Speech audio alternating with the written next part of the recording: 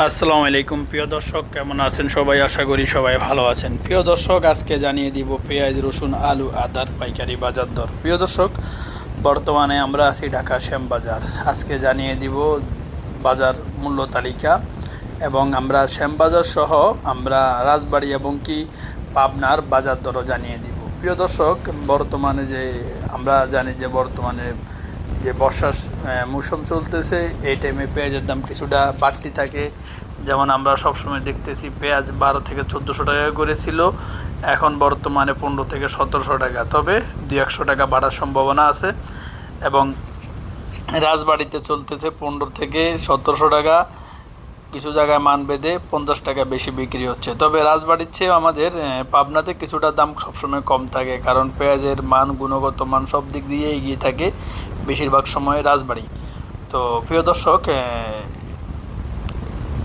পাবনা সুজানগর চলতেছে আজকে বর্তমানে 1550 থেকে 1700 টাকা, এটার মধ্যে চলতেছে। আবার যেগুলো মান একটু ছোট, একটু মানে কালার একটু ডিসকানেক্ট, সেগুলো চলতেছে যে 1650 টাকা, এভাবে চলতেছে।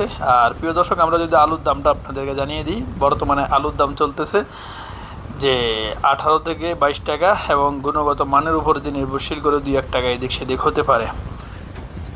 প্রিয় দর্শক, হ্যাঁ, আমাদের রসুন যদি হিসাব রসুন যেমন আমাদের চায়না রসুনের চেয়েও আমাদের দেশি রসুনের গুণগত মান অনেক ভালো, এবং অনেক সুইট আমাদের দেশি রসুনগুলো।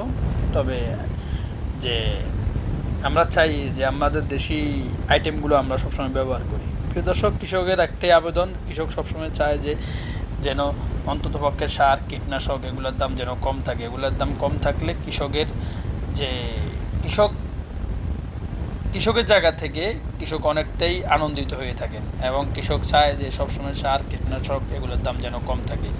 প্রিয় দর্শক, অনেক কথাই বললাম। ভালো থাকবেন, সুস্থ থাকবেন। আল্লাহ হাফেজ।